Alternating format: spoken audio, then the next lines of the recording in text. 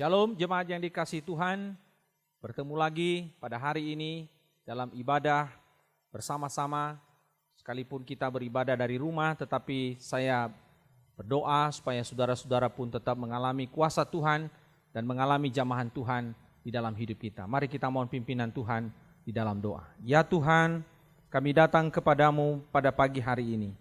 Kami mohon sekali lagi urapan Tuhan turun atas kami. Dan pengertian dan hikmat Engkau karuniakan, supaya rahasia firman-Mu dapat dibukakan bagi kami, dan setiap kami hari ini boleh mengalami lawatan Tuhan, mengalami pertolongan Tuhan, mengalami kuasa Tuhan yang mengubahkan, yang menerobos hidup kami, dan membawa kami kepada kehidupan yang selalu menyenangkan hati-Mu dan memperkenankan hati-Mu. Terima kasih Bapa, demi nama Tuhan Yesus kami berdoa. Amin. Saudara sekalian, tema firman Tuhan hari ini adalah Simson yang kuat menjadi yang lemah. Mari kita membuka Alkitab kita dari Hakim-Hakim pasal 16 ayat yang ke-16 sampai ayat yang ke-22. Hakim-Hakim pasal 16 ayat 16 sampai ayat yang ke-22. Demikianlah firman Tuhan. Lalu setelah perempuan itu berhari-hari merengek-rengek kepadanya dan terus mendesak-desak dia, ia tidak dapat lagi menahan hati sehingga ia mau mati rasanya.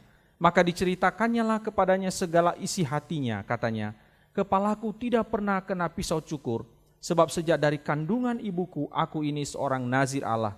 Jika kepalaku dicukur, maka kekuatanku akan lenyap daripadaku, dan aku menjadi lemah dan sama seperti orang-orang lain. Ketika dilihat Delila bahwa segala isi hatinya telah diceritakannya kepadanya, disuruhnya memanggil raja-raja kota orang Filistin. Katanya, sekali ini lagi datanglah kemari, sebab ia telah menceritakan segala isi hatinya kepadaku. Lalu datanglah raja-raja kota orang Filistin itu kepadanya, sambil membawa uang itu. Sesudah itu dibujuknya Simson tidur di pangkuannya, lalu dipanggilnya seorang, dan disuruhnya mencukur ketujuh rambut jalinnya, sehingga mulailah Simson ditundukkan oleh perempuan itu, sebab kekuatannya telah lenyap daripadanya. Lalu berserulah perempuan itu, orang Filistin menyergap engkau Simson. Maka terjagalah ia dari tidurnya, serta katanya, seperti yang sudah-sudah, aku akan bebas dan akan meronta lepas. Tetapi tidaklah diketahuinya bahwa Tuhan telah meninggalkan dia. Orang Filistin itu menangkap dia, mencungkil kedua matanya, dan membawanya ke Gaza. Di situ ia dibelenggu dengan 2 rantai tembaga, dan pekerjaannya di penjara ialah menggiling, tetapi rambutnya mulai tumbuh sesudah dicukur. Saudara-saudara yang dikasihi dalam Tuhan kita Yesus Kristus, ada satu pertanyaan yang cukup menarik yang seringkali diajukan oleh banyak orang, mungkin juga termasuk saudara. Pertanyaan itu adalah begini, kenapa di Indonesia tidak ada menteri pemberdayaan pria? Kenapa di Indonesia tidak ada menteri peranan pria? Yang ada adalah menteri pemberdayaan wanita. Saya pikir saudara, semua negara di dunia ini juga punya keadaan yang sama, saudara sekalian. Tidak ada menteri urusan pria. Seolah-olah saudara, pria tidak perlu diurus. Yang paling penting yang harus diurus adalah wanita. Soal pertanyaan ini kemudian terjawab oleh seorang teman saya yang mengatakan begini, mengapa tidak ada menteri pemberdayaan pria? Karena pria itu saudara dipandang sebagai kaum yang kuat, sedangkan wanita itu adalah kaum yang lemah. Itulah sebabnya wanita itu harus diurus, wanita itu harus diberdayakan, wanita itu harus dilindungi. Namun pertanyaannya adalah, benarkah pria adalah menjadi pihak yang selalu kuat? Apakah pria itu selalu kuat? Kenyataannya tidak, saudara sekalian. Kita banyak menyaksikan begitu banyak pria yang justru lemah di dalam banyak hal. Kita banyak menyaksikan pria yang dulunya begitu kuat, tetapi kemudian mereka menjadi begitu lemah. Saudara sekalian, hari ini kita akan belajar dari kegagalan seorang pria yang dulunya begitu kuat, namun sekarang dia menjadi seorang pria yang lemah. Saudara sekalian, ada 2 sebab kegagalan seorang pria sebagaimana kita pelajari dari kisah Simson ini. Yang pertama saudara, tidak waspada terhadap bahaya. Saudara, Simson itu arti namanya adalah matahari. Dan sama seperti namanya, Simson memang kuat, memang luar biasa. Ia seorang yang mampu mengalahkan seekor singa dengan mudah hanya dengan tangan kosong. Ia juga, saudara, dicatat di dalam Alkitab bisa mengalahkan dan membinasakan 1000 orang hanya dengan 1 tulang rahang keledai. Bahkan ia dikatakan mengangkat, saudara, pintu gerbang salah satu kota di Gaza dan membawanya ke puncak sebuah gunung. Dia mempermalukan orang Filistin. Dia mempermalukan musuhnya pada waktu itu. Ada begitu banyak kisah-kisah yang lain yang menunjukkan kepada kita, mencatatkan kepada kita betapa kuatnya seorang pria bernama Simson. Simson, saudara, memerintah sebagai hakim di Israel kurang lebih 20 tahun lamanya.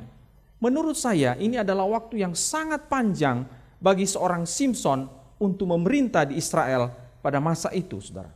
Dalam pelayanannya dia melakukan begitu banyak aktivitas-aktivitas, atau di dalam tugas-tugasnya dia melakukan begitu banyak aksi yang membuat musuh Israel itu berada di dalam ketakutan.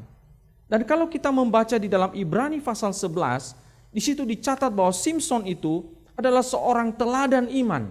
Simson adalah seorang pahlawan iman yang luar biasa. Namun kita melihat pada akhirnya Simson harus kehilangan kekuatannya. Dia harus kehilangan kekuatan yang dimiliki yang berasal dari Allah di dalam hidupnya. Dia menjadi seorang pria yang begitu lemah. Saudara, Simson memiliki satu kelemahan yang juga dimiliki oleh begitu banyak pria pada umumnya. Kelemahan Simson adalah ketika dia melihat wanita. Saudara, di dalam pasal 16 ayat yang keempat, ayat yang pertama, di situ dikatakan ia melihat seorang wanita sundal. Dan dikatakan kemudian dia bersetubuh dengan wanita itu. Padahal kita tahu bahwa bersundal dengan wanita pelacur adalah sebuah kekejian di hadapan Tuhan. Ulangan pasal 23 ayat yang ke-17. Kita tahu juga bahwa Simson adalah seorang nazir Allah. Dia adalah seorang pelayan Tuhan. Tidak seharusnya dia melakukan hal demikian. Tetapi karena matanya begitu lemah, karena dirinya begitu lemah, hawa nafsunya sulit untuk dia kendalikan, melihat wanita, dia jatuh, saudara sekalian. Dan kemudian dia melakukan kekejian di hadapan Tuhan. Bahkan dikatakan di dalam ayat yang keempat, Simson kemudian jatuh cinta kepada seorang wanita asing yang bernama Delilah. Nah, wanita ini adalah wanita yang terakhir yang bergaul dengan Simson, dan wanita inilah yang kemudian akhirnya menghancurkan hidup Simson. Saudara, butuh waktu yang cukup lama bagi seorang Delilah untuk mengetahui rahasia kelemahan seorang Simson. Butuh berkali-kali percobaan untuk menjatuhkan Simson. Namun Simson yang menarik di sini sama sekali tidak menyadari bahaya yang sedang mengintai dirinya. Kita mencoba membayangkan, saudara, bahwa wanita ini berkali-kali melakukan sebuah upaya dalam sebuah persekongkolan dengan musuh-musuh Simson untuk menangkap Simson, dan Simson sebenarnya tahu hal itu. Namun dia membiarkannya sampai pada akhirnya dia membuka rahasia kekuatannya dan ia akhirnya jatuh. Saudara yang saya kasih dalam Tuhan, kejatuhan seorang pria itu tidaklah terjadi secara tiba-tiba. Itu biasanya terjadi dalam waktu yang cukup lama, butuh proses yang cukup lama. Dan biasanya pada awalnya pria akan melakukan sebuah perlawanan. Tetapi musuh itu begitu lihai, begitu cerdik, begitu tangguh. Dan musuh itu tidak pernah putus asa, putus semangat untuk merayu, membujuk, merengek, menggoda, dan akhirnya pria seperti Simson itu pun jatuh. Saudara yang saya kasih dalam Tuhan, sebenarnya waktu yang cukup panjang sudah cukup untuk membuat seseorang seperti Simson berhati-hati dan mawas diri. Jika ada godaan yang membahayakan, seharusnya dia lari seperti Yusuf. Pada waktu istri Potifar menggodanya, dia seharusnya tidak membuka pintu komunikasi. Dia seharusnya menutup pintu. Dia seharusnya berlari, tidak memberikan negosiasi, tidak berkomunikasi seperti yang dilakukan oleh Simson. Tapi Simson itu mengabaikannya. Dia menganggap itu biasa-biasa saja. Hari ini saudara yang saya kasih dalam Tuhan, kita memperingati Hari Papa Internasional. Bukan satu hal yang kebetulan tema ini diangkat. Para pria Kristen, murid-murid Tuhan dimanapun kita berada, Anda dan saya adalah tergolong pria-pria yang sedang diintai oleh dosa. Tuhan berkata kepada Kain, pria kedua setelah Adam, dosa sudah mengintip di depan pintu, ia sangat menggoda engkau, tetapi engkau harus berkuasa atasnya. Kejadian pasal 4 ayat 7. Saudara-saudara yang saya kasih dalam Tuhan, kita bisa jatuh dalam berbagai-bagai godaan yang menghancurkan kehidupan kita. Kalau kita tidak mawas diri, kita bisa dengan mudah dihancurkan, kita dengan mudah dijatuhkan. Saudara, banyak pria jatuh dalam berbagai dosa karena mereka tidak berhati-hati dan tidak mawas diri.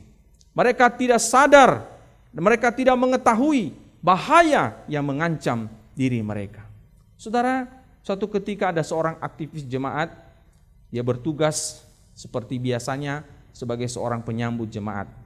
Aktivis ini saudara adalah seorang pria yang tergolong tua saudara, umurnya sekitar 50 tahun lebih. Sudah menikah dan punya 4 orang anak. Dia sangat aktif dan sangat bersemangat dalam melayani. Dia bersama dengan beberapa majelis jemaat berjejer di depan pintu untuk menyambut jemaat yang datang. Lalu tiba-tiba saudara dia sangat terkejut ketika ada seorang wanita muda yang baru pertama kali datang di gereja itu mengulurkan tangan dan menyalaminya. Saudara, wanita itu adalah sekali lagi wanita yang baru pertama kali datang beribadah di gerejanya. Tetapi wajah wanita itu sangat familiar terhadap pria ini, saudara. Sehingga pada waktu dia berjabatan tangan dengan wanita muda itu, dia berkata begini kepada wanita itu, "Loh, kok kamu di sini?" Lalu wanita itu balik bertanya, saudara, "Loh, kok Bapak juga ada di sini?" Saudara, pria itu kemudian menundukkan kepala dan dia malu sekali. Siapakah wanita itu? Saudara, wanita itu ternyata langganannya di tempat prostitusi, saudara. Pria itu ternyata diam-diam seringkali mencari jajanan, seringkali mencari hiburan di tempat wanita itu, dan wanita itu adalah orang yang seringkali melayani dia. Saudara yang saya kasih dalam Tuhan, seseorang kemudian mengajak wanita itu untuk pertama kalinya beribadah, dan entah kebetulan atau tidak, gereja yang pertama kali dia kunjungi adalah gereja pria langganannya itu. Saudara-saudara yang saya kasih dalam Tuhan, para pria memiliki begitu banyak godaan yang bisa menjatuhkan mereka dan menghancurkan kehidupan mereka. Godaan seksual adalah godaan yang terbesar kaum pria pada hari ini. Mari kita coba periksa HP para pria. Kita coba melihat berapa banyak gambar-gambar wanita-wanita seronok di dalam HP para pria. Coba lihat saudara, riwayat WhatsApp mereka. Berapa sering mereka mengirimkan gambar-gambar wanita-wanita telanjang kepada teman-teman mereka. Berapa sering kita melihat, coba kita periksa saudara, chat-chat mesum dengan wanita-wanita asing yang bukan istri mereka. Coba kita melihat betapa sering mereka melihat, menyaksikan pornografi ketimbang mereka bekerja dan menghasilkan sesuatu yang penting di dalam hidup mereka. Saudara yang saya kasih dalam Tuhan, godaan kaum pria tidak hanya seksual, tetapi juga masalah uang. Uang telah menjatuhkan begitu banyak pria Kristen ke dalam jurang yang paling dalam. Uang telah membuat begitu banyak pria tidak jujur dalam hidup mereka. Mereka menggemplang uang perusahaan, menipu sana sini. Mereka merugikan begitu banyak orang, melakukan begitu banyak tindakan kriminal yang memalukan dan tidak mempermuliakan nama Tuhan. Saudara, saya ketemu dengan seorang pria Kristen beberapa tahun yang lalu, usianya sekitar 60 tahun. Di mana-mana dia berkhotbah, saudara. Khotbahnya bagus sekali, lucu dan sangat menarik. Kalau dia khotbah saudara, 1 jam berasa 5 menit. Saudara coba bayangkan, begitu jagonya dia berkhotbah. Teologi khotbahnya juga sangat bagus sekali. Menarik, di mana-mana dia berkhotbah. Dan dia selalu memakai baju pendeta, pakai kolar lagi saudara. Saya nggak tahu dia dapat jabatan pendeta itu dari mana saudara. Namun saudara, saya mau katakan kepada saudara, maafkan saya katakan, hidupnya jauh dari apa yang dia khotbahkan. Ia menipu uang perusahaan tempat ia bekerja. Nilainya itu nggak kecil saudara, nilainya miliaran rupiah. Bahkan yang menarik adalah dia tidak merasa bersalah dengan apa yang dilakukannya. Tidak hanya itu saudara, dia bahkan juga menjual, ya, dia tega menjual gedung pos PI yang mengatasnamakan dirinya kepada orang lain. Ini ngeri nggak saudara? Ini jelas-jelas ngeri sekali. Dan ini dilakukan oleh seorang pria yang suka berkhotbah. Seorang pria yang memberitakan firman Tuhan. Tetapi hidupnya itu tidak sesuai, tidak sejalan dengan apa yang dia khotbahkan. Bahkan saudara, yang menarik adalah dia suka mengkritik gereja induk di mana pos PI yang dia jual itu saudara kepada orang lain. Saudara, saya tidak bermaksud untuk menceritakan kelemahan atau kejatuhan orang lain. Saya berduka, kita berduka karenanya. Tetapi saudara, saya mau katakan kepada saudara bahwa setiap kita, khususnya pria, kita bisa berpotensi untuk jatuh di dalam berbagai macam godaan, berbagai macam dosa yang bisa menjatuhkan, yang bisa menghancurkan kehidupan kita. Kita mohon anugerah Tuhan, anugerah Allah, agar kita dimampukan untuk selalu waspada dan tidak memberikan kesempatan kepada dosa untuk berkuasa atas hidup kita. Yang kedua saudara, tidak sadar bahwa ia telah jauh dari Allah. Di dalam ayat yang ke-20b, di situ dikatakan, tetapi tidaklah diketahuinya bahwa Tuhan telah meninggalkan dia. Saudara, Simson tidak menyadari satu hal yang paling mengerikan, yaitu bahwa Tuhan itu telah meninggalkan dia. Ia berpikir bahwa Tuhan masih bersamanya. Ia berpikir bahwa Allah masih di pihaknya. Ia menyangka bahwa roh Tuhan masih berkuasa atasnya. Tuhan telah meninggalkan Simson. Saudara, Tuhan meninggalkan Simson bukan karena rambutnya itu sudah dipotong. Namun karena Simson memang hidupnya itu telah jauh dari Allah. Selama sekian lama dia sudah meninggalkan Allah. Saudara, cintanya kepada Delila, wanita asing itu, telah merebut Allah dari hatinya.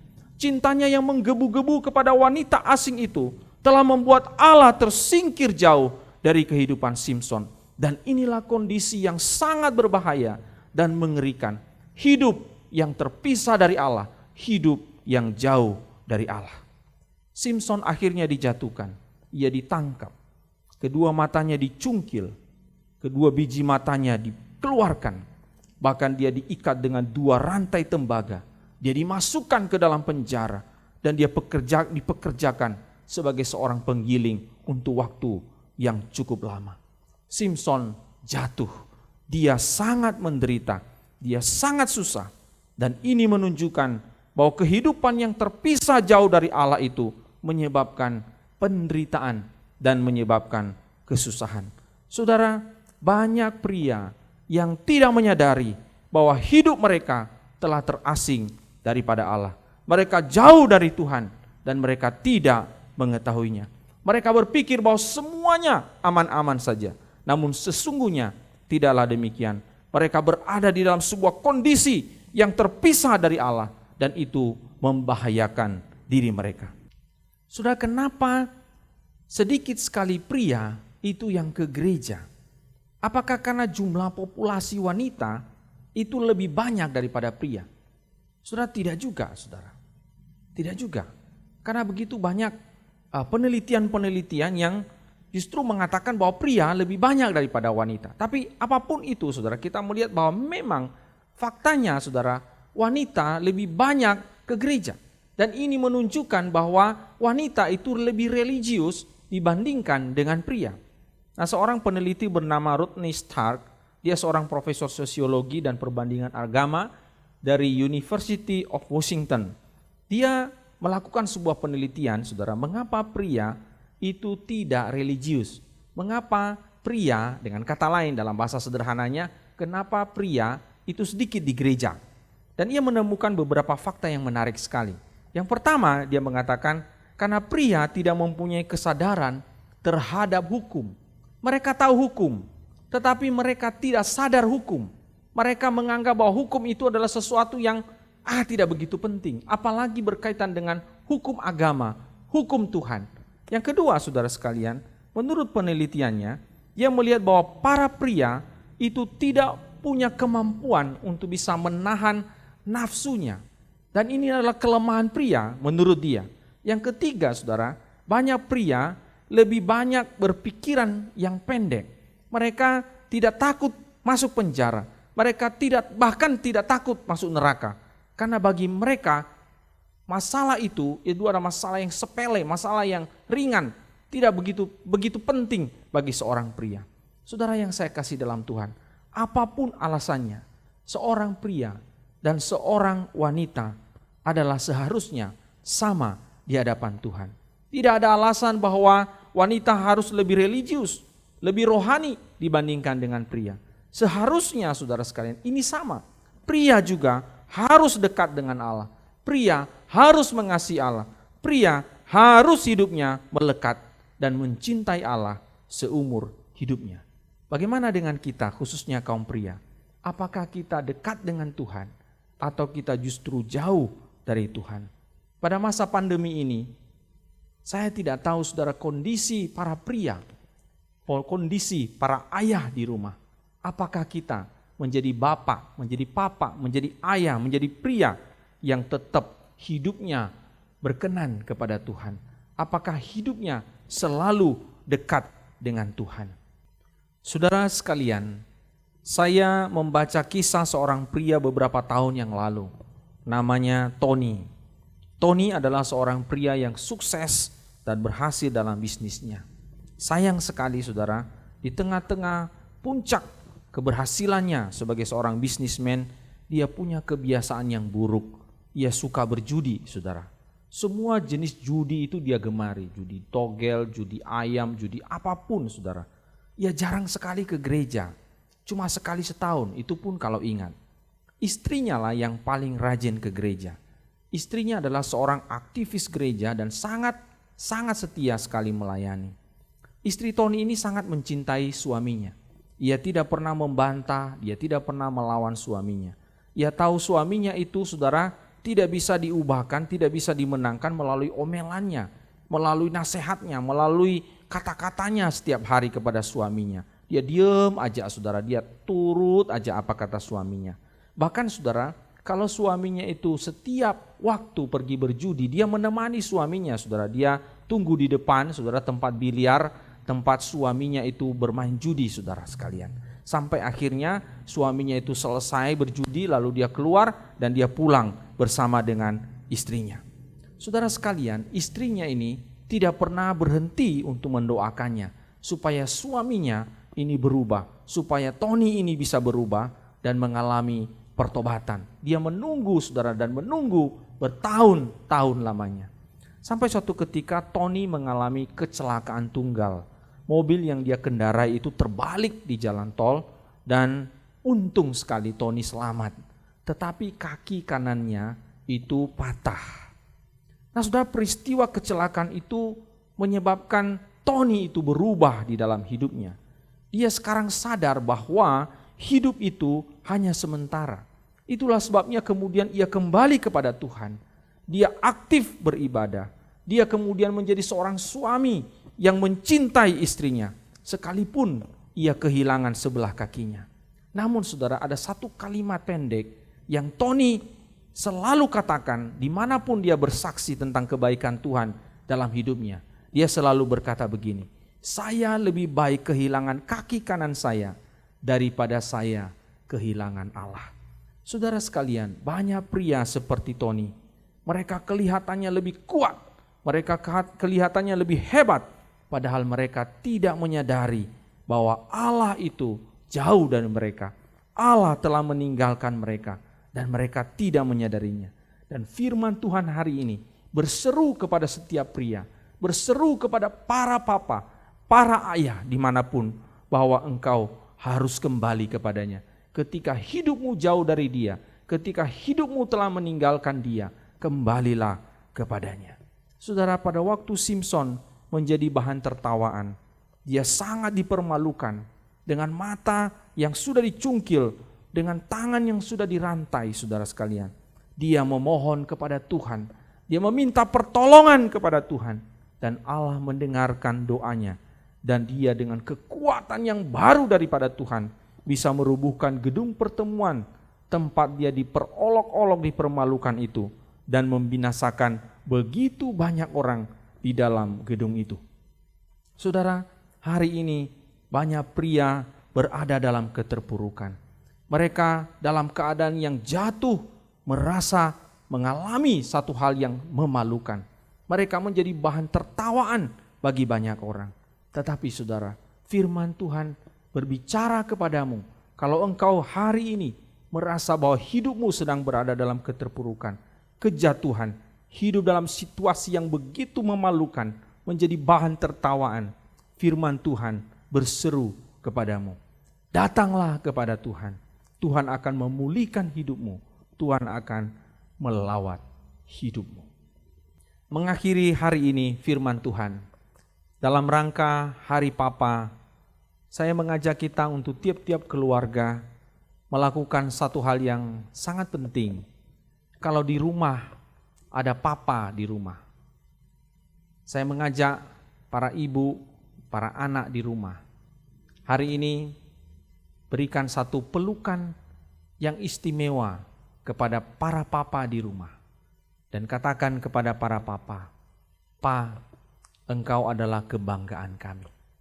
Pa, engkau adalah sumber inspirasi bagi hidup kami. Pa, kami mengharapkan Papa menjadi imam di dalam keluarga. Pa, kami menginginkan seorang Papa yang kuat, seorang Papa yang hebat. Pa, kami mendukungmu. Pa, kami mengasihimu." Mari para mama di rumah, para anak di rumah, ucapkan, katakan itu kepada para papa. Bahkan juga mungkin sebagian dari para papa hari ini sedang berada dalam sebuah pergumulan yang sangat luar biasa dalam hidup mereka. Saya katakan kepada para istri, katakan kepada suamimu, "Pa yang kuat, Pa, Tuhan bersamamu. Pa, Tuhan pasti akan memulihkan hidupmu." Kiranya Tuhan menolong kita. Kiranya Tuhan menjamah kehidupan kita, terutama para pria yang hari ini, terutama para ayah yang hari ini kita diingatkan kembali bagaimana kita menjadi seorang pria yang kuat di dalam Tuhan, yang hidupnya senantiasa memuliakan Allah. Mari kita berdoa. Ya Tuhan, kami datang kepadamu pada pagi hari ini. Jamalah setiap kami, biarlah firman-Mu boleh menjadi sebuah pegangan dalam hidup kami. Menjadi papa, menjadi ayah yang hidupnya senantiasa memperkenankan hati-Mu. Yang hidupnya senantiasa mencintai Engkau. Tuhan, meteraikan firman-Mu di dalam hati kami dan hidup kami. Demi nama Tuhan kami Yesus Kristus, kami berdoa. Amin.